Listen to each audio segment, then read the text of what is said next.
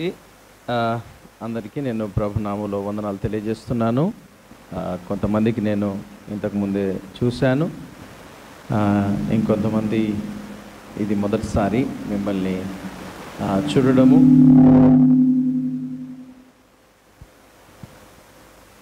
ఈ విధంగా దేవుని యొక్క సన్నిధిలో మనము ఉండడము, ఆరాధించటము, ఉన్నతుడైన దేవుణ్ణి మనము ఈ విధంగా మన నోళ్ళతో, మన హృదయంతో ఆయనను గౌరవించటము, వచించే అవకాశాన్ని ప్రభు మనకిచ్చాడు అని అంటే అది దేవుని యొక్క మహాకృప. దయచేసి దేవుని యొక్క సన్నిధి అనేది, దేవుని యొక్క కృప అనేది అనుదినము కొత్తగా ఉంటుంది.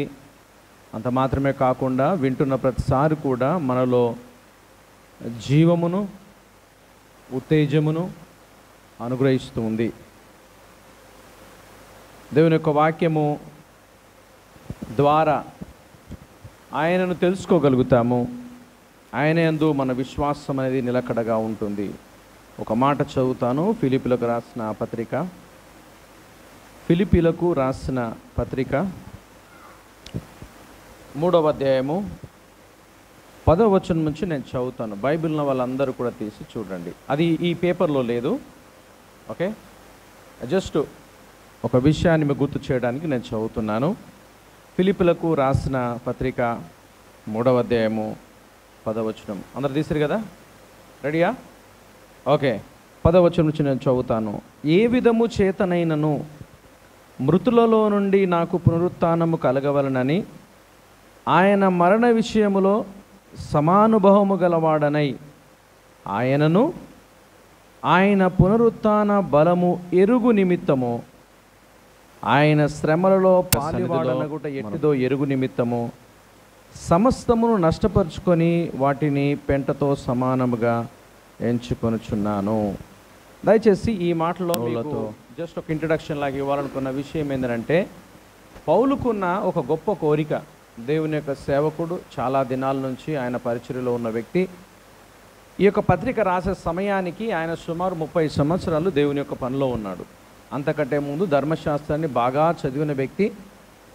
ఆయన చాలా కంఠోపాఠం చేసిన వ్యక్తి. ఇంతసారి కూడా జ్ఞానము, ఆలోచన కలిగిన వ్యక్తి ఈ 10వ వచనంలో మాట్లాడుతున్నాడు. ఏ విధము చేతనైనా సరే మృతుల్లో నుంచి నాకు పునరుత్థానం కలగాలి. అంతేకాదు ఆయన మరణములో నాకు సమానుభవము కలిగి ఉండాలి. ఆయన మరణం ఎట్టుదో నేను అనుభవంతో తెలుసుకోవాలనుకుంటున్నాను. ఇంకో సంగతి ఏంటంటే, ఆయనను చదవండి, ఏమనుంది? ఆయనను, ఆయన పునరుత్థాన బలమును వాళ్ళందరూ కూడా తెలుసుకోవాలని ఆయన ఆశ. దయచేసి నా మాట వినండి. దేవుని బిడ్డలైన ప్రతి ఒక్కరికి ఆయన ఇచ్చే ఆశ ఏంటంటే, దేవుని బిడ్డలకు ఉన్న ఏకైక దృక్పథం, ఏకైక మోటివేషన్ ఏంటంటే ఆయనను గురించి తెలుసుకోవాలి, ఆయన పునరుత్థానం గురించి తెలుసుకోవాలి. ఇది తెలుసుకోవడానికి ఈయన ఏం చేస్తున్నాడో తెలుసా? లోకములో ఏవైతే లాభన మరణ విషయం అంటున్నారో వాటన్నిటినీ చెప్పండి, సమస్తము నష్టముగా పెంటతో సమానం ఎంచుకుంటున్నా అంటున్నాడు. మన ఆలోచనలో సంవత్సరాలు గడుస్తున్నాయి. ఈ సంవత్సరాలు గడుస్తున్నప్పుడు మనము తెలుసుకోవాల్సిన విషయం ఏంటంటే, యేసును తెలుసుకోవడము, ఆయన పునరుత్థాన బలమును తెలుసుకోవడం. అది మనకు మెయిన్ ఇంటెన్షన్. అరే, యేసుని తెలుసుకోవడానికి ఇంకేముంది? చాలా దినాల నుంచి క్రైస్తవునే కదా, చాలా దినాల నుంచి సంఘానికి వెళ్తున్నాను కదా, సహవాసంలో ఉన్నాను కదా, యేసు గురించి తెలుసుకోవాల్సింది ఇంకేముంది అని అంటే, బైబిల్ చెప్తుంది చాలా ఉంది. హల్లెలూయా. ఏంటది? చాలా ఉన్నది. దయచేసి ఆలోచించండి. మనందరి యొక్క ఈ 10వ వచనంలో ఆయనను గురించి మనము తెలుసుకోవడంలో ముందుండాలి. ఆయన గురించి తెలుసుకోవడంలో మనం ముందుండాలి. ఆయన గురించి మనం తెలుసుకున్నప్పుడే మన జీవితంలో నిజమైన భక్తి, విశ్వాసం అనేది మనం గ్రహించగలుగుతాం. ఓకే, దయచేసి దేవుని యొక్క వాక్యాన్ని మనము ప్రార్థనతో ప్రారంభించుకుందాం. ఇది జస్ట్ థాట్ మాత్రమే. దేవుని చిత్తమైతే దీని గురించి నేను తర్వాత ఎప్పుడైనా మళ్ళీ గుర్తు చేస్తాను. చిన్న ప్రార్థనతో ఈ దిన వాక్య భాగాన్ని మనము ధ్యానం చేసుకున్నాం. జీవము కలిగిన మా ప్రియ పరలోకపు తండ్రి, మరొకసారి నీ బిడ్డలతో కలిసి ఈ విధంగా ఆరాధించే అవకాశము దీనిలో బలహీనమైన మాకు మీరు ఇచ్చారు. అందును బట్టి మీకు వందనాలు చెల్లిస్తున్నాం. మిమ్మల్ని గురించి ప్రకటించుటలో, మిమ్మల్ని గురించి మాట్లాడుటలో, మీ గురించి ధ్యానం చేయడంలో మేము మా జీవితకాలం అంతా చేసినా కానీ ఒక ఇంచు కూడా మేము నేర్చుకోలేకపోయాము. ఎన్నో సంవత్సరాల నుంచి చదువుతున్నాము, ఎన్నో సంవత్సరాల నుంచి సంఘానికి వస్తున్నాము, ఎన్నో సంవత్సరాల నుంచి మేము నీ బిడ్డలుగా పిలువబడుచున్నాము. కానీ మిమ్మల్ని గురించిన జ్ఞానములో మేమింకా మీరు అనుకున్న స్థాయిలో లేకపోయాము. దయచేసి మమ్మల్ని మీరు ఆలోచింపజేస్తున్నందుకు వందనాలు చెల్లిస్తున్నాం. ఇది నాన్న ఈ గ్రామంలో నీ బిడ్డలతో కలిసి మీ వాక్యాన్ని ధ్యానం చేస్తుండగా మీ దైవ కృప నీ బిడ్డలమైన మా అందరి మీద ఉంచమని, సహాయం చేయమని యేసు పరిశుద్ధమైన నామములో ప్రార్థిస్తున్నాము తండ్రి, ఆమేన్. దయచేసి దీంట్లో నుంచి నేను ఇచ్చిన పేపర్ను మీ దగ్గర ఉంచుకోనండి. ఇవ్వడానికి గల కారణం ఏంటంటే, నేను గత 6 నెలల క్రితం వచ్చాను ఇక్కడికి. 6 నెలల క్రితము జూన్ నెలలో ఫస్ట్ వారంలోనో ఏమో వచ్చాను నాకు తెలిసి. ఆ సమయంలో మీతో వాక్యాన్ని పంచుకోవడానికి ఆ దేవుడు నాకు అవకాశం ఇచ్చాడు. అప్పుడు వాక్యాన్ని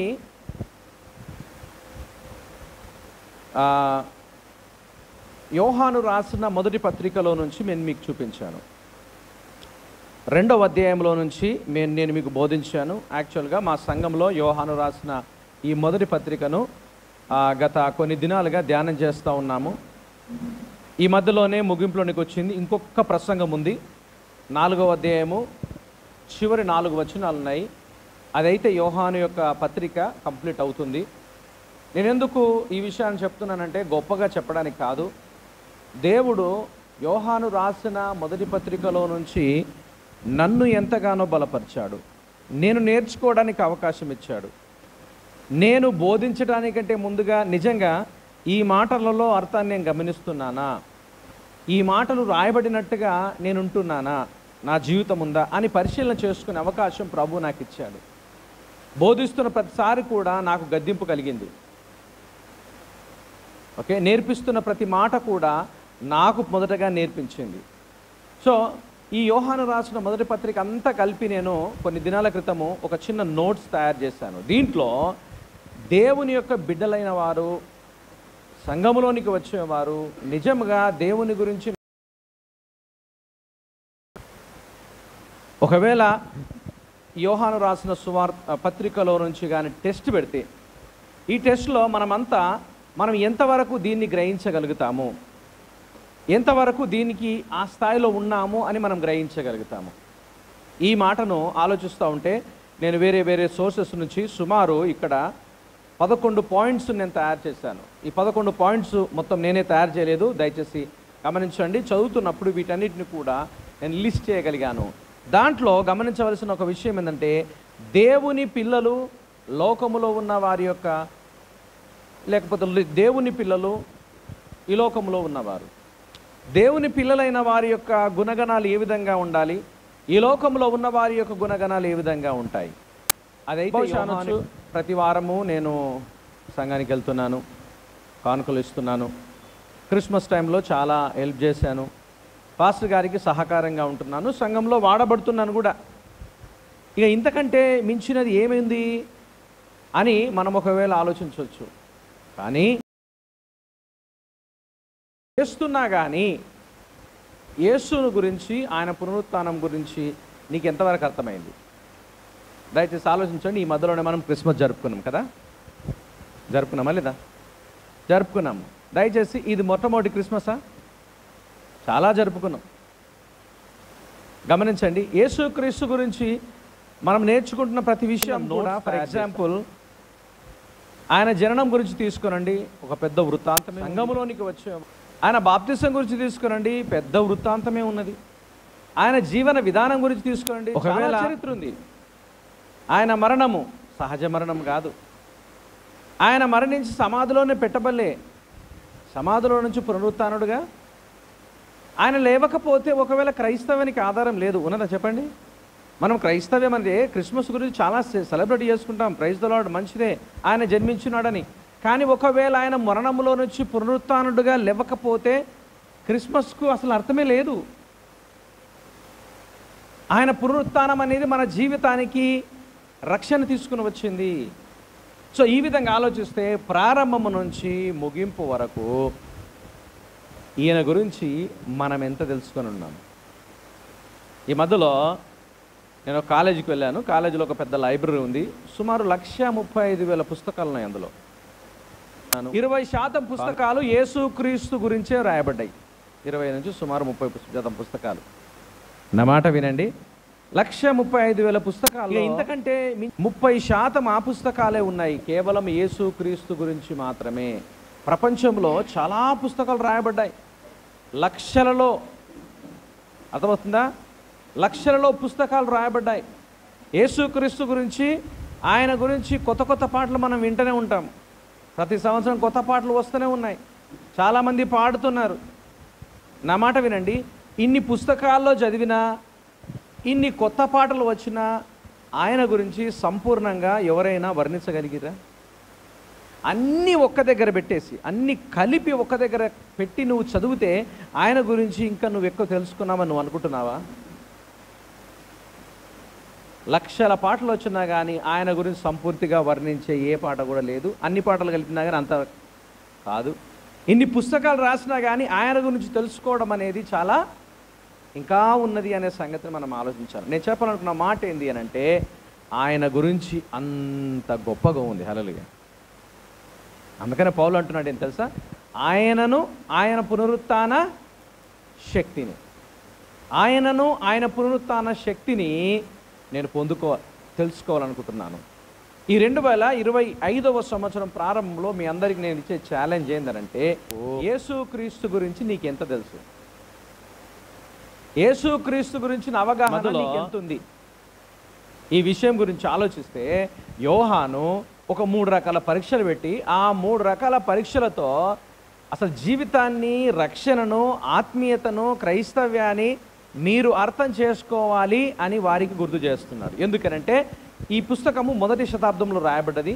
1వ శతాబ్దంలో యేసుక్రీస్తు ఈ లోకానికి వచ్చి ఆయన మరణించి పరలోకం చేరిన కొన్ని సంవత్సరాల తర్వాతనే, సుమారు ఒక 30 సంవత్సరాల తర్వాత, క్షమించండి, ఒక 30-40 సంవత్సరాల తర్వాత క్రైస్తవ్యం అనేది అతలాకుతలం అయిపోయింది. లోకంలో దేవుణ్ణి పోలి నడుచుకునే వారు చాలా తక్కువైపోయినారు. రకరకాల బోధలతో మనుషులకు అతలాకుతలం చేయబడుతుంది. ఆ సమయంలో చాలామంది యేసుక్రీస్తు యొక్క దైవత్వాన్ని ప్రశ్నించడం ప్రారంభించారు. ఆ ప్రశ్నించడం ప్రారంభించడానికి వచ్చిన కొన్ని బోధలు బయటనే కాదు, సంఘంలోని కూడా వచ్చినాయి, సంఘాల్లోని కూడా మనుషుల్లోనికి వచ్చినాయి. ఈ వచ్చిన తర్వాత జనాలు దేవుని వాక్యాన్ని, యేసుక్రీస్తును చులకనగా చూడడం ప్రారంభించారు. ఆ సందర్భంలో ఈ పత్రిక రాశాడు. అయితే తను ఒక వాక్యాన్ని వింటున్న వారికి 3 రకాల పరీక్షలు పెడుతున్నాడు. ఇక్కడ ఈ 3 రకాల పరీక్షలను పెట్టి ఆలోచింపజేస్తున్నాడు. ఏంటంటే ఈ 3 రకాల పరీక్షలలో నిజంగా నిన్ను నీవు పరిశీలన చేసుకోవాలి, నన్ను నేను పరిశీలన చేసుకోవాలి అని ఈ గ్రంథంలో చెప్తున్నాడు. నేను ఇదంతా కలిపి నేను మీ ముందు పెట్టడానికి ప్రయత్నం చేస్తున్నాను. మొదటి పరీక్ష ఏంది అని అంటే మోరల్ టెస్ట్ అంటారు. నైతికపరమైన పరీక్ష. ఏంటది? నైతికపరమైన పరీక్ష. అంటే దీని యొక్క అర్థం ఎందుకు నేను చెప్పాలని ఆశిస్తున్నానంటే, ఆ రోజుల్లో యేసుక్రీస్తుని నమ్ముకున్న వారి జీవితం అనేది ఎట్లన్నా పర్వాలేదనే ఒక అవగాహనలో వచ్చినది. ఈ మాట రావడం గల కారణం ఏమిటి అని అంటే, ఆ రోజుల్లో కొంతమంది యేసుక్రీస్తు అనే జననాన్ని తప్పుగా అర్థం చేసుకున్నారు. అదెలా తప్పుగా అర్థం చేసుకున్నారు అని అంటే, మీరు ఆలోచించండి, యేసుక్రీస్తు నమ్ముకున్నంత మాత్రాన జీవితంలో పూర్తిగా మార్పు కలిగి బ్రతకాల్సిన అవసరం లేదు. ఆ రోజుల్లో వచ్చిన ఒక గొప్ప తప్పుడు సిద్ధాంతం ఏమైందనంటే నాస్టిసిజం అనేది వచ్చింది. ఆ తర్వాత సెరెంతియన్ నాస్టిసిజం అనేది వచ్చింది. వీటి యొక్క ఆలోచన ఏందనంటే matter is evil, spirit is good అంటారు. దీన్ని మన భాషలో చెప్పాలంటే ఆత్మ మంచిగుంటే చాలు, శరీరం ఎట్లా చేసినా పర్వాలేదు. ఎందుకంటే శరీరం అనేది మట్టితో చేయబడ్డది. శరీరం అనేది జబ్బులు వస్తున్నాయి, రోగాలు వస్తున్నాయి, రకరకాల వాటికి ఈ శరీరం లోనైపోతుంది. కాబట్టి ఇది పర్ఫెక్ట్ కాదు. ఒకనొక దినం వస్తుంది, మళ్ళీ ఈ శరీరం మట్టితో చేయబడ్డది కాబట్టి మళ్ళీ మట్టిలో కలిసిపోతుంది, మళ్ళీ అంతరించిపోతుంది. కాబట్టి ఈ శరీరం అనేది అంత మ్యాటర్ కాదు, పెద్ద గొప్ప కాదు. ఆత్మ బాగుంటే చాలు, శరీరం ఎలా ఉన్నా పర్వాలేదు అని బోధించినప్పుడు దాంట్లో అర్థాన్ని ప్రజలు ఏ విధంగా గ్రహించినారు అని అంటే, శరీరంతో ఎలాంటి తప్పు చేసినా పర్వాలేదు, ఎలాంటి పొరపాటు చేసినా పర్వాలేదు, ఎలాంటి పాపం చేసినా పర్వాలేదు, అపవిత్రంగా జీవించినా పర్వాలేదు, నీ ఆత్మ మంచిగా ఉంటే చాలు. ఆదివారం వచ్చి గట్టిగా పాటలు పాడి, స్వరమెత్తి వాక్యము పాటలు పాడి మంచిగా ఉంటే చాలు, బాగుంటే చాలు. ఎందుకంటే ఆత్మ ముఖ్యం, శరీరం ముఖ్యం కాదు అని ఆ రోజుల్లో బోధించడం ప్రారంభించారు. ఈ విధంగా చేయడం ద్వారా గమనించండి, పాపం అనేది బయట నుంచి సంఘంలోనికి వచ్చేసింది. సంఘంలో ఆరాధన టైంలోనే మంచిగుంటారు, ఆరాధన అయిపోయిందనంటే ఇష్టం వచ్చినట్టుగా జీవించవచ్చు అనే అవగాహనలో కొంతమంది వచ్చారు. బైబిల్ చెప్తున్న మాట ఏంది? నీ దేహము దేవుని వల్ల అనుగ్రహింపబడింది, నీలో ఉన్న పరిశుద్ధాత్మకు నిలయము, నీ దేహం వల్ల దేవుణ్ణి గణపరచాలి, దుర్నీతి సాధనాలుగా వాడొద్దు, నీకు ఇష్టం వచ్చినట్టుగా నీ దేహాన్ని నువ్వు ఉపయోగించడానికి అవకాశం లేదు, ఎందుకనంటే నువ్వు విలువ పెట్టి కొనబడిన వాడవని బైబిల్ చెప్తుంది. అన్నిటికంటే ముఖ్యంగా గమనించండి, నీ ఆత్మ మారితే శరీరంలో ఆ ప్రవర్తనలో కనిపించాలి. బైబిల్లో ఉందేం తెలుసా? You shall know by your fruit అనేది. అంటే ఏంది? నీ ఫలముల ద్వారా నువ్వు చెప్పొచ్చు. ఇంకో మాటలు చెప్పమంటారా? మంచి చెట్టుకు చెడ్డకాయలు కాస్తాయా? వస్తాయా? నా భాష అర్థమవుతుంది కదా మీకు? తెలంగాణది అర్థమవుతుంది కదా? ఓకే, మంచి చెట్టుకు చెడ్డకాయలు వస్తాయా? చెడ్డ చెట్టుకు మంచి కాయలు వస్తాయా? ఇక్కడ ఆలోచించండి, నీ ఆత్మ మంచిది అయితే మరి ఫలాలు మంచిగా కనిపించాలి కదా. నీ ఆత్మ పరిశుద్ధత అయితే నీ ప్రవర్తనలో పరిశుద్ధత కనిపించాలి కదా. అంటే నీ యొక్క ఆత్మ నిజంగా దేవుని ఎదుట రక్షింపబడిన వ్యక్తిగా ఉంటే అది నీ ప్రవర్తనలో కనిపించాలి. ప్రవర్తనలో కనిపించని ఆత్మ పరిశుద్ధమైనది అని ఏ విధంగా మనం చెప్పగలం? ఆత్మ ఆ రోజుల్లో ఇలాంటి యొక్క బోధన చెప్పారు. దాని విషయంలో అంటున్నాడు ఏంటంటే, మోరల్ టెస్ట్ అనగా నైతిక పరమైన పరీక్ష పెడుతుంటున్నాడు ఏంటంటే, నీ ఆత్మ నీ ప్రవర్తన మ్యాచ్ అవుతుందా, నీ జీవితము నువ్వు హృదయంలో నమ్మినట్టుగా నీ ప్రవర్తనలో కనిపిస్తున్నదా? ఈ విధంగా చేయడంతో దయచేసి ఆలోచించండి. ఇంగ్లీష్లో అంటారు బిలీఫ్ అండ్ బిహేవియర్. నమ్మకము ప్రవర్తన సరిసమానంగా ఉండాలి. ఆలోచించండి, ఒకవేళ లేదనుకో నువ్వు దేవుని సంబంధివి కాదు అనే టెస్ట్ పెడుతున్నాడు. నెంబర్ 2 రిలేషనల్ టెస్ట్ అంటారు. రిలేషనల్ టెస్ట్ అంటే సంబంధాలకు సంబంధించిన పరీక్ష. సంబంధాలకు సంబంధించిన పరీక్ష అంటే అర్థమైంది? ఓకే, నువ్వు దేవుని బిడ్డవు, ఓకే, మరి నీ సంబంధం ఇతర దేవుని బిడ్డలతో ఏ విధంగా ఉంది? నువ్వు దేవుని పిల్లలుగా పిలువబడుతున్నావు, మరి ఇతర దేవుని పిల్లలతో నీ సంబంధం ఏ విధంగా కనిపిస్తుంది? ఒకవేళ అందులో ఆ విధంగా కనిపించకపోతే బై యువర్ ఫ్రూట్ అనేది సంథింగ్ ప్రాబ్లం. ముఖ్యంగా ఈ యోహాను రాసిన మొదటి పత్రికలో చెప్పేది ఏంటంటే, ఇంకో మాటలు చెప్పమంటారా? సహోదరుణ్ణి ప్రేమించే విషయం. ఏంటది? సహోదరుని అంటే గమనించాలి, ఇది జనరల్ వర్డ్. సహోదరి కావచ్చు, సహోదరుడు కావచ్చు, ఇంట్లో ఉన్న వాళ్ళు అన్నదమ్ములు మాత్రమే అని కాదు. క్రీస్తునందు చెడ్డ మంచికాల వ్యక్తి కూడా, సంఘంలోనికి వచ్చే ప్రతి వ్యక్తి కూడా క్రీస్తునందు సహోదరుడు సహోదరి. విషయం ఏంటంటే, క్రీస్తునందు సహోదరిని నిజంగా నువ్వు గౌరవిస్తున్నావా, ప్రేమిస్తున్నావా, ఆదరిస్తున్నావా, లేక వేరే వాళ్ళకి ఆటంకంగా ఉంటున్నావా? ఒకవేళ నువ్వు ప్రేమించడానికి ఇష్టపడడం లేదు, గౌరవించడానికి ఇష్టపడడం లేదు అని అంటే సింపుల్గా అంటున్నాడు, కనబడని దేవుణ్ణి చాలా ప్రేమిస్తున్నాను చెప్తున్నావు, వెరీ గుడ్, ఎక్సలెంట్. కానీ కనబడే వ్యక్తి మీద కొంచెం కూడా నువ్వు దయాదాక్షిణ్యం చూపకపోతే కనబడని దేవుణ్ణి ప్రేమిస్తున్నావు అనడానికి రుజువైంది. ఒకవేళ నిజంగా రక్షింపబడిన వ్యక్తి, దేవుని యందు భయభక్తులు కలిగిన వ్యక్తి రిలేషనల్ టెస్ట్లో, సంబంధాలకు సంబంధించిన టెస్ట్లో నిలబడతాడు. నెంబర్ 1 చెప్పాను కదా, ఏంది ఇది? మోరల్ టెస్ట్ అంటే నైతిక పరమైన పరీక్ష. రెండవది రిలేషనల్ టెస్ట్ అంటే ఏంది? సంబంధాలకు సంబంధించిన పరీక్ష. నెంబర్ 3 డాక్టరల్ టెస్ట్ అంటే, రిలేషనల్ టెస్ట్ అంటే డాక్టరల్ టెస్ట్ అంటే సిద్ధాంతాలకు సంబంధించింది. బైబిల్లో వ్రాయబడిన నువ్వు దేవుని బిడ్డవు ఇచ్చిన సిద్ధాంతాలను నమ్మడములో నీ అవగాహన ఏ విధంగా ఉంది? ఎక్కడి నుంచి ప్రారంభిద్దాం? మనము యేసుక్రీస్తు గురించి ప్రారంభిద్దాం. యేసుతో నీ సంబంధం మానవ స్వరూపుడు. హల్లెలూయా. దేవుడు లోకానికి మానవుడుగా వచ్చిన ఆయనను కేవలం మానవుడిగానే చూడొద్దు, ఆయనను దేవునిగా కూడా చూడాలి. ఆయన దేవుడు, మానవుడు అనే సంగతిని మనం గమనించాలి. ఆయన జన్మం గురించి నువ్వు ఏ విధంగా ఆలోచిస్తున్నావు? ఆయన జీవం గురించి ఏ విధంగా ఆలోచిస్తున్నావు? ఆయన మరణం గురించి ఏ విధంగా ఆలోచిస్తున్నావు? కొంతమంది అంటారు ఏంటంటే ఆయన మరణించిండు, చనిపోయిండు. అందులో ఇంకొంతమంది ఆ రోజుల్లో తప్పుడు బోధ ఏ విధంగా బోధిస్తున్నారు అని అంటే, యేసుక్రీస్తు సహజ మానవునిగానే పుట్టాడు, పెరుగుతూ ఉన్నప్పుడు సహజంగానే పెరిగాడు. బాప్తిసం సమయంలో, నా మాటనండి, బాప్తిసం సమయంలో పరలోకం నుంచి దేవుని యొక్క దూత పరిశుద్ధాత్ముడు పావురం వల్ల దిగొచ్చిండు, అంతే కదా. తర్వాత స్వరం ఏమొచ్చింది? స్వరం ఏం వినిపించింది? ఈయన నా ప్రియకుమారుడు, ఈయన యందు నేను. ఓకే, పరిశుద్ధాత్ముడు, తండ్రి స్వరము, కుమారుడు బాప్తిసం తీసుకుంటున్నాడు. గమనించండి, బాప్తిసం దేనికోసము? పశ్చాత్తాపము పొందినవనడానికి పశ్చాత్తాపముతో బాప్తిసం తీసుకోవడం. యేసుక్రీస్తుకు పశ్చాత్తాపం, పాపముల గురించిన పశ్చాత్తాపం అవసరం లేదు. ఆయన నీకు నాకు మాదిరిగా ఉండడానికి ఆయన బాప్తిసం పనిచేసాడు, అంతేగాని ఆయన పాపాలు ఒప్పుకొని బాప్తిసం పొందలేడు. ఇది మనసులో పెట్టుకోవాలి. ఓకే, తండ్రి స్వరం వినిపించింది, పరిశుద్ధాత్ముడు పావురం వల్ల దిగొచ్చాడు, కుమారుడు బాప్తిసం తీసుకుంటున్నాడు. అనగా ఆయన దైవత్వం అనేది అప్పుడు వచ్చింది. అప్పటి నుండి సిలువ వేసేంత వరకు కూడా ఆ దైవత్వము 3.5 సంవత్సరాలు ఉన్నది కాబట్టి చాలా గొప్ప విషయాలు చేయగలిగాడు. మరణం సమయంలో నా ఆత్మ నీ చేతకు అప్పగిస్తున్నా అని చెప్పాడు కాబట్టి ఆత్మ వెళ్ళిపోయింది. ఆ తర్వాత ఆయన చనిపోయాడు, సమాధిలో పెట్టబడ్డాడు. ఆయన సమాధిలోనే ఆయన కుళ్ళిపోయాడు, అక్కడ లేవలేదు అని కొంతమంది నమ్ముతారు ఈ సిద్ధాంతం. ఇది కూడా ఆ రోజుల్లో వాళ్ళని చాలా కన్ఫ్యూజ్ చేస్తుంది. ఈ కన్ఫ్యూజన్ బట్టి చెప్తున్నాడు, ఆయన సిద్ధాంతం నువ్వు ఏ విధంగా నమ్ముతున్నావు, డాక్టరల్ టెస్ట్ ఏ విధంగా ఉంది, ఇది యేసుక్రీస్తు గురించి.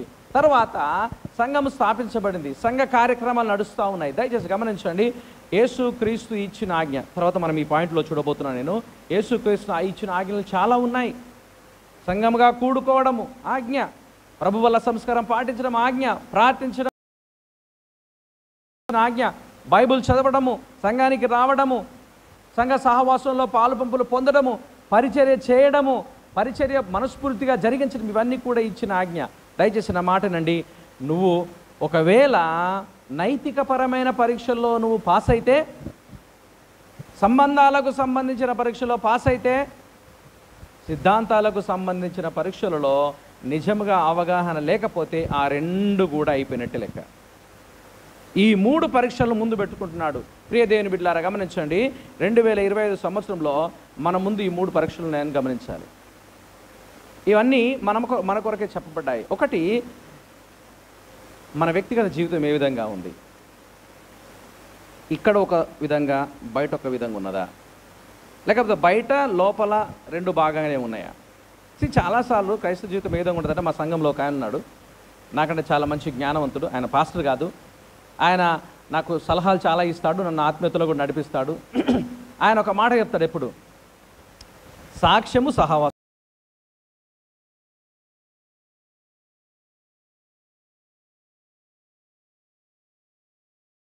సహవాసం ఇక్కడ ఉంటుంది, సాక్ష్యము బయట. ఇంకో మాటలో చెప్తానండి, సాక్ష్యం ఇక్కడ చెప్పడానికి సిద్ధంగా ఉంటాము, సాక్ష్యం బాగుంటుంది ఇక్కడ, కానీ బయటకు వెళ్తే సహవాసం అనేది సాక్ష్యమున్నలతో సహవాసము.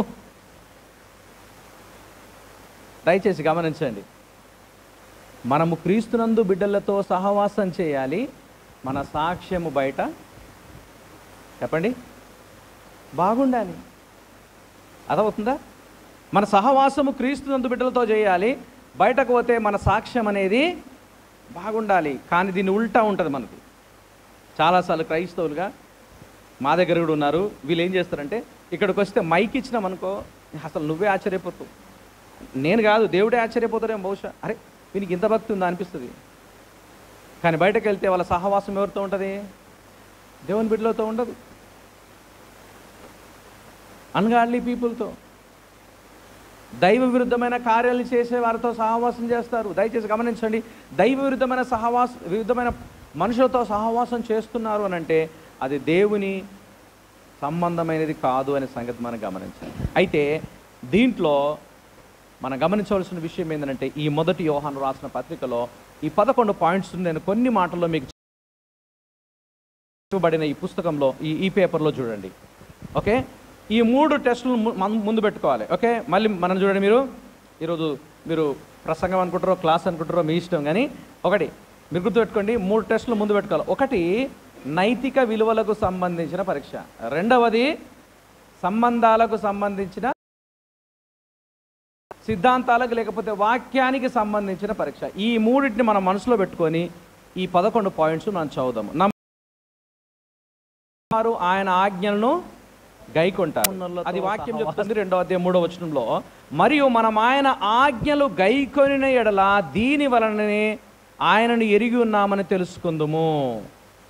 2వ అధ్యాయం 4వ వచనం చూస్తే, ఆయనను ఎరిగి ఉన్నామని చెప్పుకొనుచు ఆయన ఆజ్ఞలు గైకొనని వాడు అబద్ధికుడు, వానిలో సత్యం అనేది ఉండదు. 3వ అధ్యాయం 24వ వచనంలో, ఆయన మనకు అనుగ్రహించిన ఆత్మ మూలముగా దీన్ని తెలుసుకుంటున్నాం. ఇప్పుడు నా వైపు చూడండి, మా దగ్గర ఆయన ఆజ్ఞలు గైకొంటే మనం ఆయన సంబంధులమని తెలుస్తుంది. మనం ఆయన ఆజ్ఞలు గైకొంటే మనము ఆత్మ మూలంగా ఈ విషయాలను తెలుసుకుంటున్నాం. కానీ బయట మూలంగా తెలుసుకుంటున్నామనంటే దయచేసిన మాటనండి, దేవుడిచ్చిన ఆజ్ఞలు ఏంటివి? ఇక్కడ 10 ఆజ్ఞల గురించి మాట్లాడట్లేదు. 10 ఆజ్ఞలు ఎవరు పాటించరు, ఎవరికి శాత కాదు చేస్తారు. దయచేసి ఎవరు చేసడానికి అంత ధైర్యము, అలాంటి యొక్క ధైర్యము, అలాంటి సామర్థ్యం లేదు. అలా చేయరనే యేసుక్రీస్తు నీ పక్షాన నా పక్షాన ఆయన ఆ 10 ఆజ్ఞలను ఫుల్ఫిల్ చేశాడు. ఆయన సంఘానికి ఆజ్ఞ ఇచ్చాడు, విశ్వాసులకు ఆజ్ఞ ఇచ్చాడు.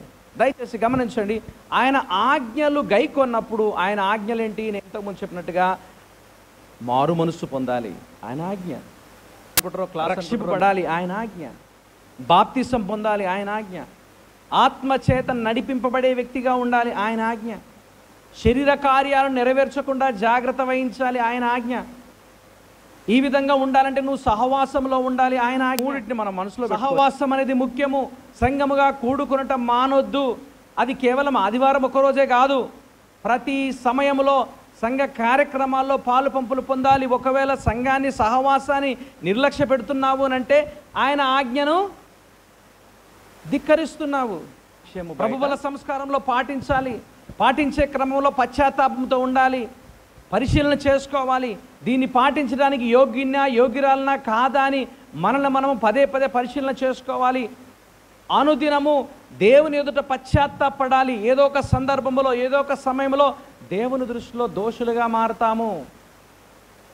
మన స్వార్థపూరిత పాప సంబంధమైన ఆలోచనలు మన జీవితాన్ని దేవుని దగ్గర ఎప్పుడు కూడా దోషిగానే మారుస్తున్నాయి. కాబట్టి పశ్చాత్తాపము, రిపెంటెన్స్ అనేది ఎప్పుడు మన కళ్ళ ముందు ఉండాలి. ఇది దేవుని ఆజ్ఞ, ఇది యేసుక్రీస్తు ఇచ్చిన ఆజ్ఞ. నా మాట మీకు అర్థమవుతుందా? ఇందులో దేన్ని నువ్వు నిర్లక్ష్య పెట్టినా ఎవరిని ధిక్కరిస్తున్నావు? యేసుని ధిక్కరిస్తున్నావు. యేసుక్రీస్తుని ధిక్కరిస్తున్నామనంటే వాక్యం చెప్తుంది, దీని వలన మనకు తెలుస్తుంది, ఆజ్ఞలు గైకొనడం ద్వారా తెలుస్తుంది. ఒక చిన్న మాట చెప్పి నేను 2వ పాయింట్కి వెళ్తాను. సంవత్సరంలో చాలా ఫెయిల్ అయినామే లేదా? చెప్పండి. మీరు అందరు పాస్ కావచ్చు, నేను చాలా ఫెయిల్ అయినా. మీకు అర్థమవుతుందా? నేను చాలా విషయాల్లో ఫెయిల్ అయినా. అలానే ఫెయిల్గా ఉండి బతకాలని ప్రభు చెప్తుండా?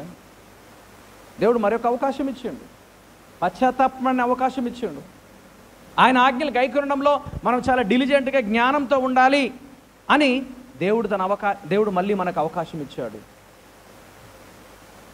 ఆయన మనకు అనుగ్రహించిన ఆత్మ మూలంగా తెలుసుకుంటున్నాము.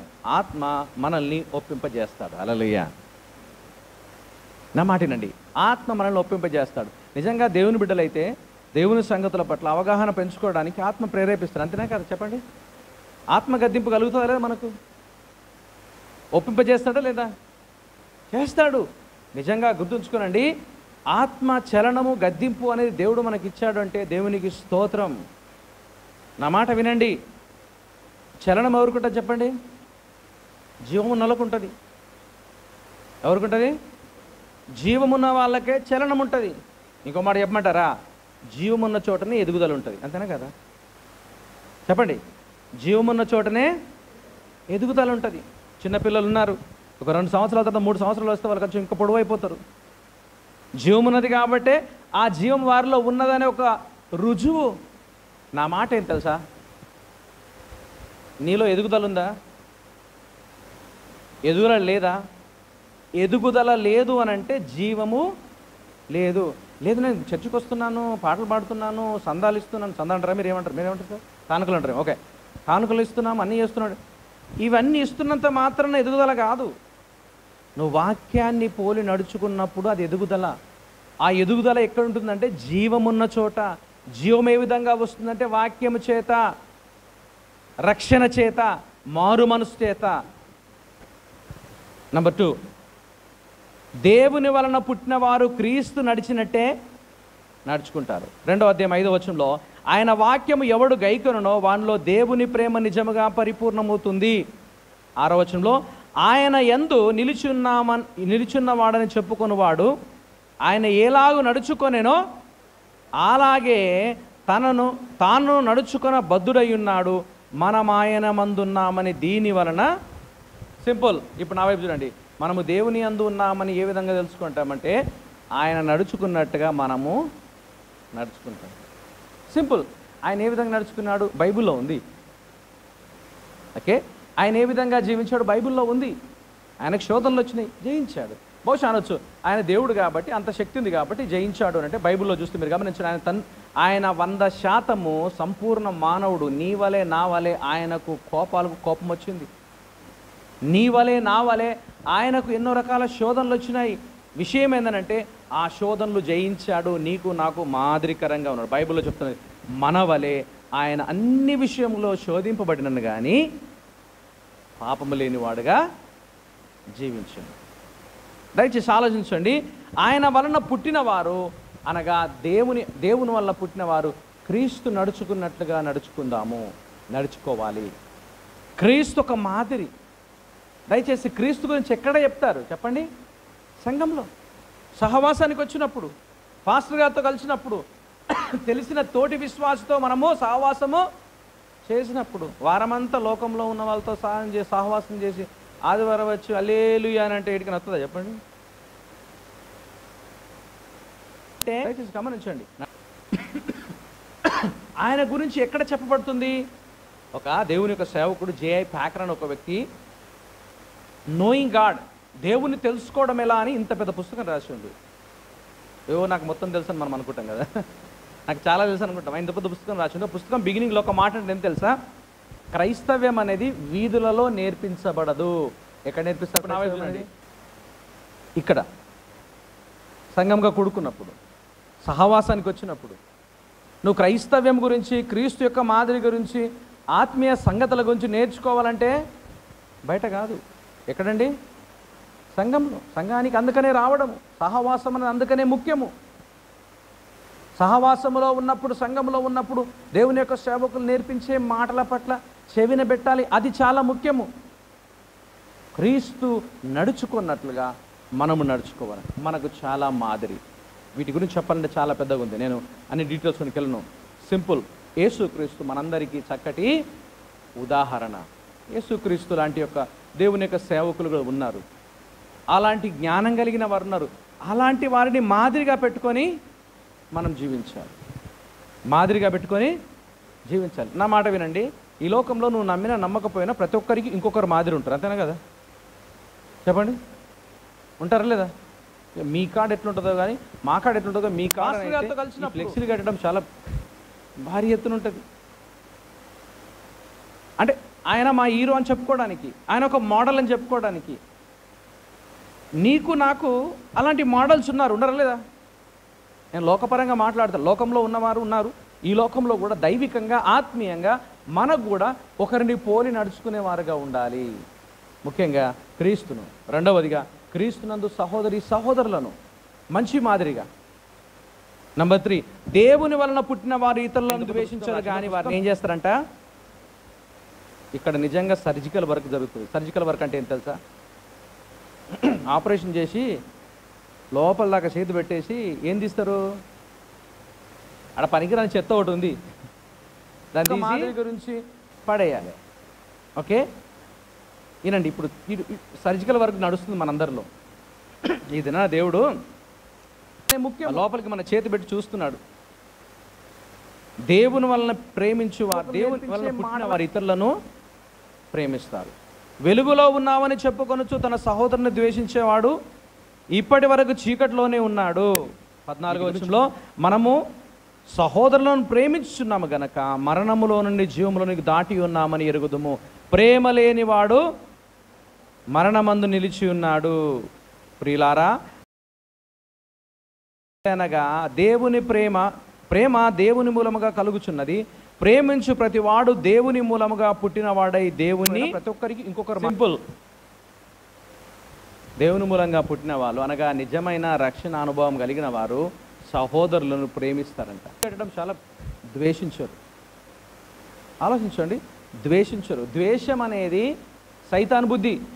ఇప్పుడు రవికి నాకు కొన్ని డిసగ్రిమెంట్స్ ఉంటాయి కదా, నీకు అర్థమవుతుందా? కొన్ని డిసగ్రిమెంట్స్ ఉంటాయి. మా సంఘ కార్యక్రమాలకు మీ సంఘ కార్యక్రమాలకు డిసగ్రిమెంట్ ఉండొచ్చు. అట్లాగని ఇది సంఘమే కాదని నేను చెప్పగలనా? ఈయన క్రీస్తునందు సహోదరే కాదని చెప్పగలనా? ఒకవేళ చెప్పి కంటిన్యూగా ఆ విధంగానే నేను మాట్లాడుతున్నానంటే, ఆ చిన్న విషయాన్ని బట్టి ఆ విధంగానే చెప్తున్నాను అంటే నేను ద్వేషిస్తున్నాను. ద్వేషం అనేది దేవుని యొక్క బిడ్డల గుణం కాదు, సైతాను బిడ్డల గుణం, సైతాను సంబంధుల గుణం. సైతాను సంబంధులు ద్వేషిస్తారు. దయచేసి నా మాట వినండి. దేవుని బిడ్డలంగా మనం చెప్పుకొనొచ్చు. ఒకరినొకరు ద్వేషించినట్లయితే మనము దేవుని మూలంగా పుట్టినామని రుజువైంది. నా మాట వినండి, ఇక్కడ చాలా చక్కగా ఉంది. మనము జీవములో నుంచి, మరణములో నుంచి జీవములోనికి దాటాము. దేనివల్ల? ఆయనను ప్రేమిస్తున్నాము కాబట్టి. ఇక్కడ ఒక సంగతి చెప్తాను. ఆయనను ప్రేమించడం ద్వారా జీవములో నుంచి, మరణంలో నుంచి జీవములోనికి దాటినామని కాదు, కానీ మనము ఆల్రెడీ క్రీస్తు యొక్క రక్షణ చేత జీవములోనికి దాటాము కాబట్టి మనకుండవలసిన ఒక అతి ప్రాముఖ్యమైన గుణం ఏంటంటే క్రీస్తునందు సహోదరి సహోదరులను ప్రేమించేవారుగా ఉండాలని దేవుని యొక్క వాక్యంలో చూస్తాము. ద్వేషము, దయచేసి గమనించండి.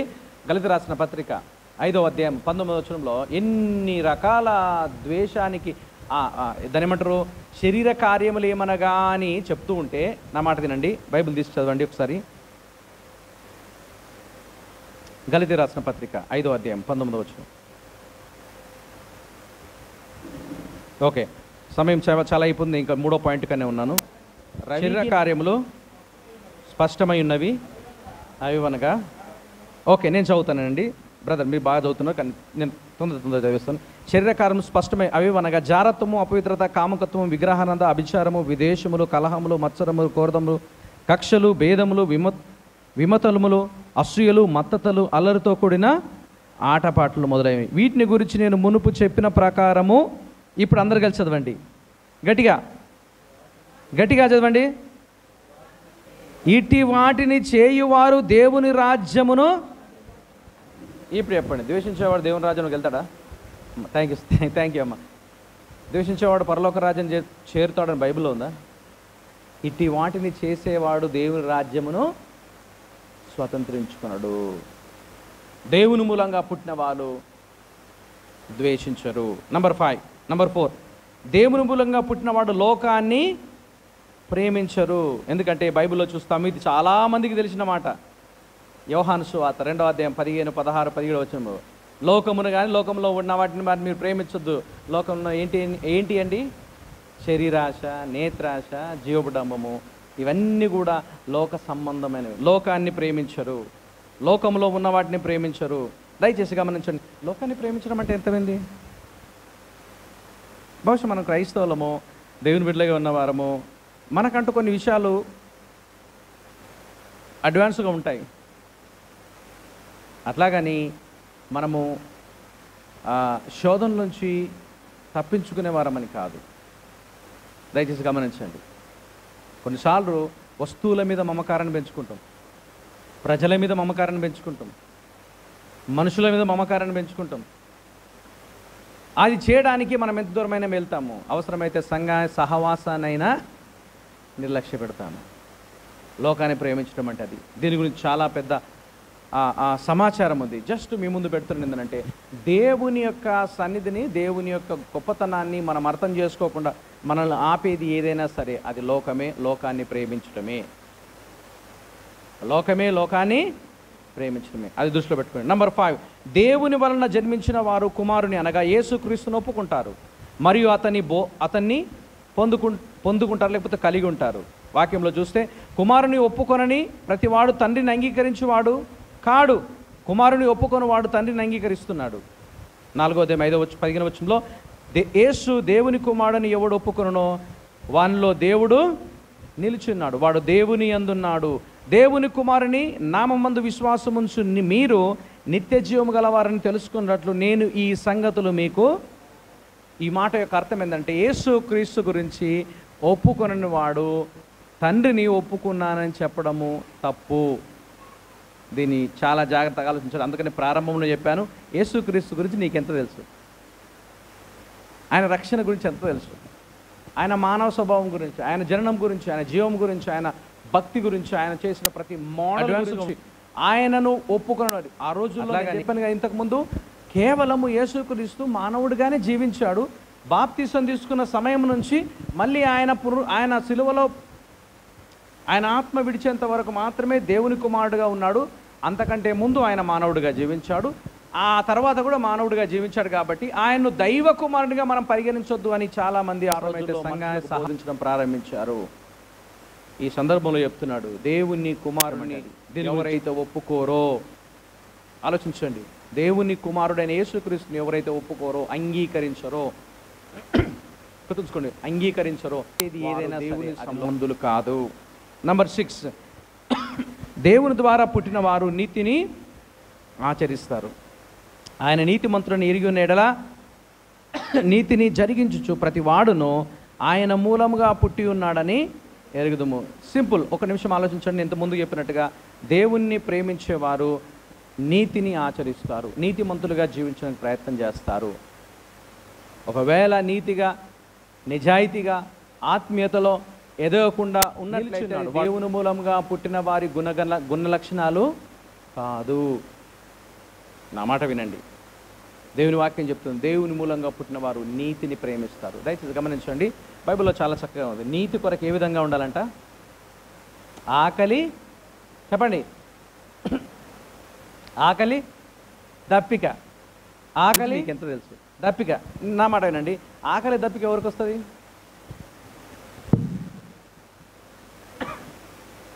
ఎక్సలెంట్, జీవం ఉన్న వాళ్ళకి. ఇంకో మాట చెప్పండి,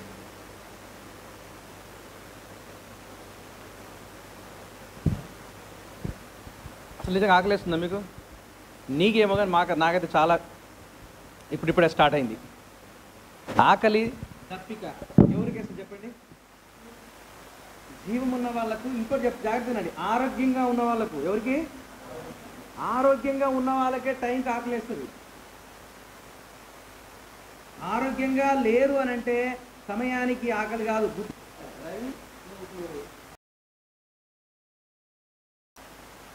ఆరోగ్యంగా లేని వాళ్ళకు వేరే వాళ్ళు గుర్తు చేయాలి. గుర్తుంచుకుని, ఆరోగ్యం లేని వాళ్ళకు టాబ్లెట్ల కోసమని అన్నం తినిపిస్తారు కదా, అంతేనే కదా. అమ్మ మందులు వేసుకోవాలి కాబట్టి కొంచెం విను, వాళ్ళు ఆరోగ్యం లేరు కాబట్టి. గుర్తుంచుకోండి, నీతి కొరకు ఆకలి దప్పులు ఎవరికి ఉంటాయి తెలుసా? ఆరోగ్యంగా ఉన్న వాళ్ళకు.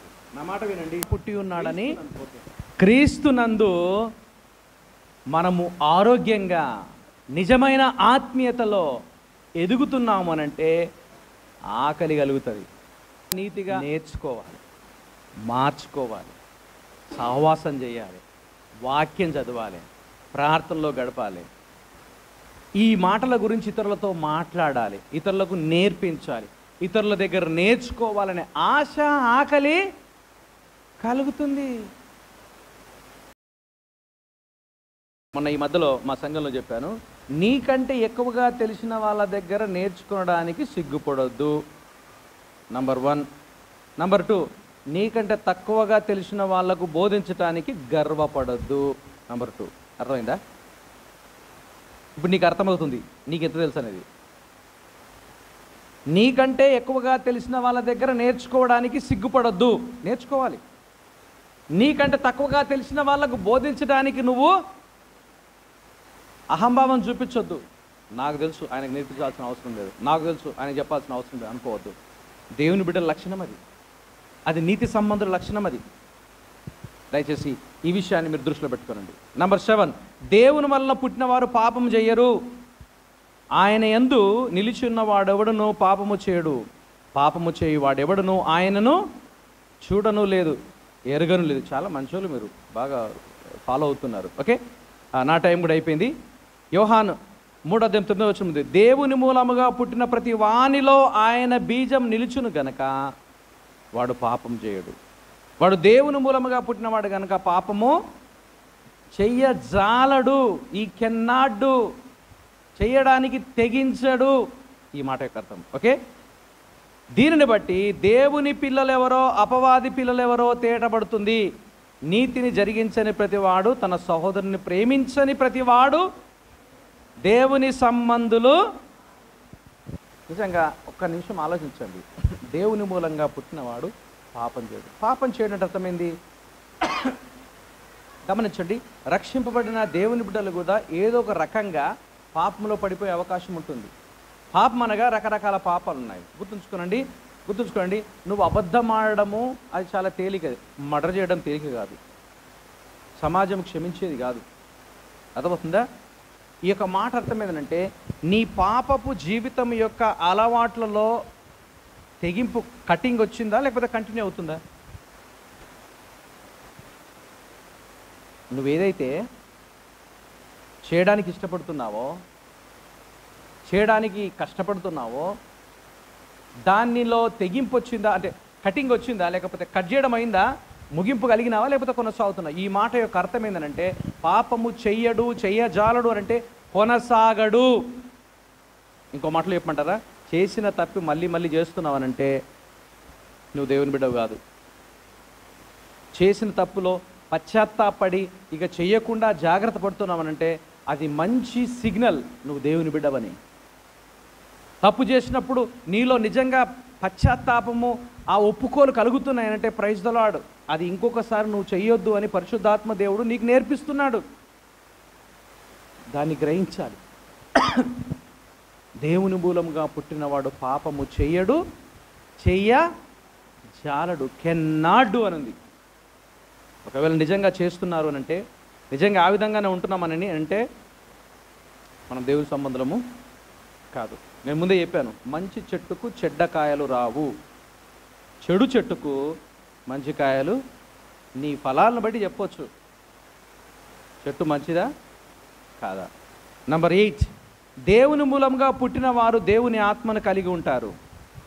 ఆయన మనకు అనుగ్రహించిన ఆత్మ మూలంగా తెలుసుకొనుచున్నాము. దీనివలన మనం ఆయన యందు నిలుచున్నామనియు ఆయన మన యందున్నాడని తెలుసుకొనుచున్నాము. ఏలయనగా ఆయన మనకు తన ఆత్మలో పాలు దయచేశాడు. నంబర్ 8 యొక్క పాయింట్ యొక్క విషయం ఏంటంటే, యోహాను రాసిన పత్రికలో ఆయన మూలంగా పుట్టిన వారు ఆత్మను కలిగి ఉంటారు. గుర్తుంచుకోండి, ఆత్మ మనలో నివసిస్తాడు, మనలో ఉండి నడిపిస్తాడు, మనకు ఆలోచనలు ఇస్తాడు, మన జ్ఞానం ఇస్తాడు, మన యొక్క ప్రతి విషయంలో ప్రభు యొక్క సలహాల చేత నడిపిస్తాడు. దయచేసి గమనించండి, ఉదయము చేసే చిన్న పని నుంచి పెద్ద నిర్ణయాల వరకు దేవుని ఆత్మ నడిపింపులో మనకు సమాధానముతో నడిపిస్తాడు. ఎందుకంటే ఆత్మ మనలో ఉండి డైరెక్ట్ చేస్తాడు కాబట్టి, ఒప్పింపజేస్తాడు కాబట్టి, ఆత్మీయ విషయాల్లో నడిపిస్తాడు కాబట్టి. కేవలం ఆత్మీయ విషయాలంటే ఏదో సంఘానికి సంబంధించినవే కాదు. నువ్వేం పని చేయాలి, ఏం మాట మాట్లాడాలి, ఎవరిని సంప్రదించాలి, నీ ఒక జాబ్ చేస్తున్నావా, పని చేస్తున్నావా, ఆ పనిలో నీ జ్ఞానం ఏ విధంగా ఉపయోగించుకోవాలి, నీకంటే పెద్దవారితో ఏ విధంగా ఉండాలి, నీకంటే తక్కువ వారితో ఏ విధంగా ఉండాలి, నీ పనిలో పరిపక్వత కలిగి కంప్లీషన్గా కరెక్ట్గా యజమానుణ్ణి, సమాజాన్ని మెప్పించే విధంగా నువ్వు ఏ విధంగా చేయాలని నీ ఆత్మ నీకు బోధిస్తాడు. పరిశుద్ధాత్మను మనకు బోధిస్తాడు. ప్రియ దేవుని బిడ్డలారా, ఆత్మ మనలో ఉంటాడు అనే సంగతిని చూస్తాము. నంబర్ 9, దేవుని వలన పుట్టిన వారు అపోస్తుల బోధకు విధేయత చూపుతారు. దయచేసి గమనించండి, 6వ అధ్యాయం 4వ అధ్యాయం 6వ వచనం, మనము దేవుని సంబంధులము, దేవుణ్ణి ఎరిగినవాడు మన మాట వింటాడు, దేవుని సంబంధి కానివాడు మన మాట వినడు. ఇందువలన మనకు ఆత్మస్వరూపైన ఆత్మ ఏదో, భ్రమపరచు ఆత్మ ఏదో. సింపుల్, దేవుని యందు భయభక్తులు కలిగిన వాడు, దేవుని మూలంగా పుట్టిన వారు వాక్యాన్ని ఏం చేస్తారంట? విధేయత చూపిస్తారు. ఏంటది? విధేయత చూపిస్తారు. నా మాటనండి, దేవుని వాక్యానికి విధేయత చూపించడంలో మనం ఎదగాలి. ప్రతిరోజు మనలో ఎదుగుతూనే ఉండాలి దేవుని మాటలకు విధేయత చూపించడంలో.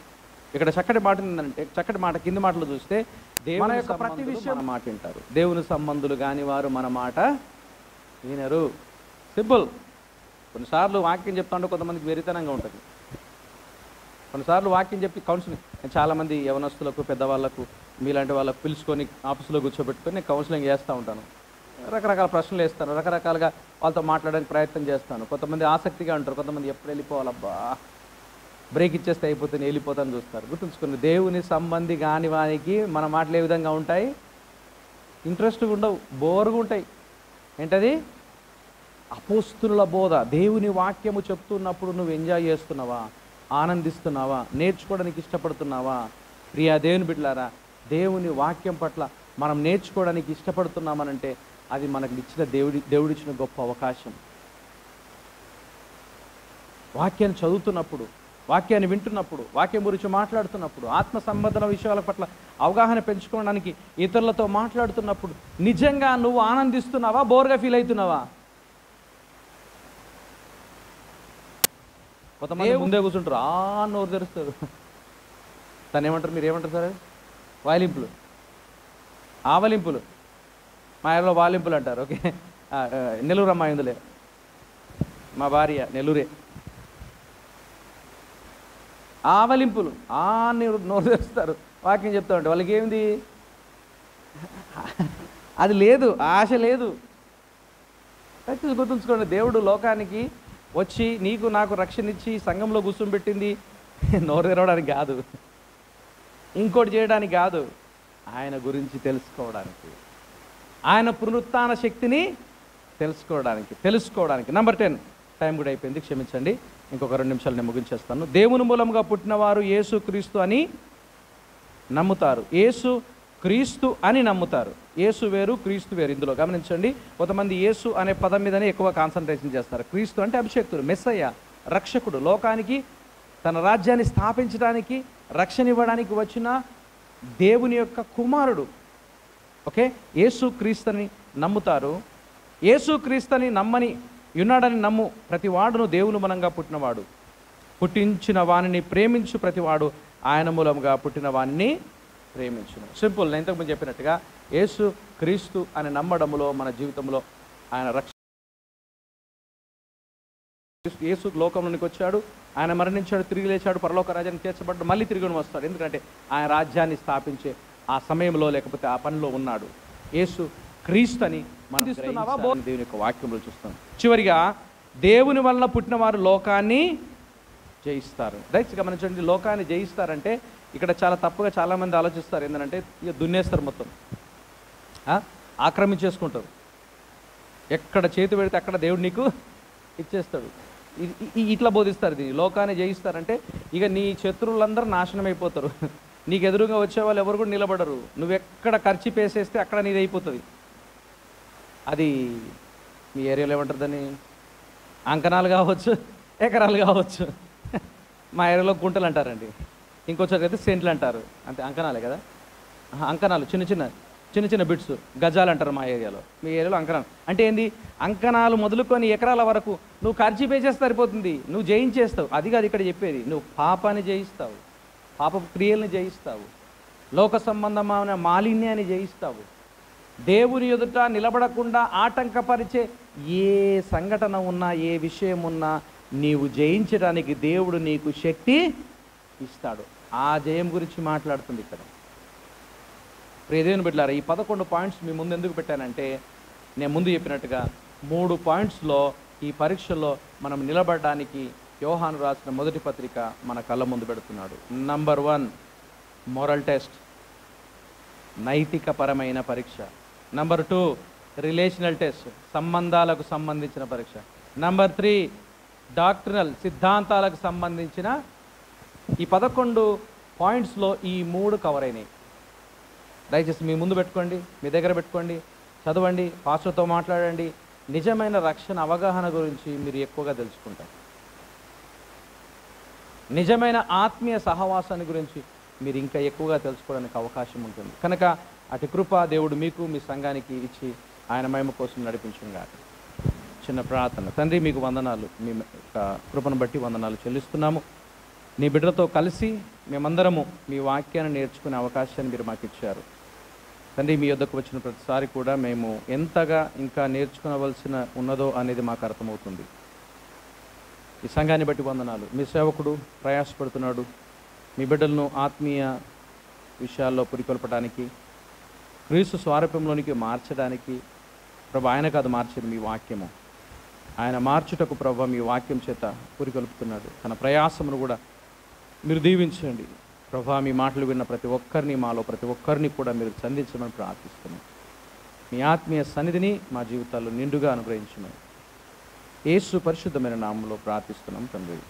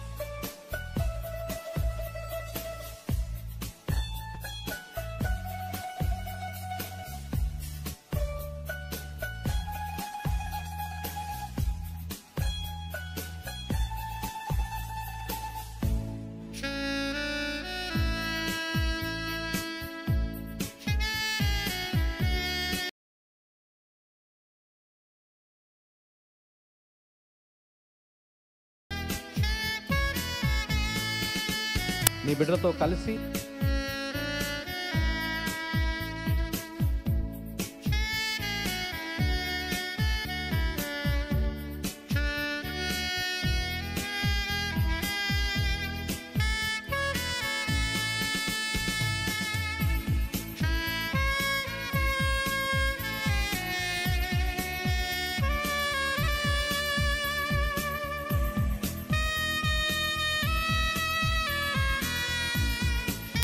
ప్రభు మీ మాట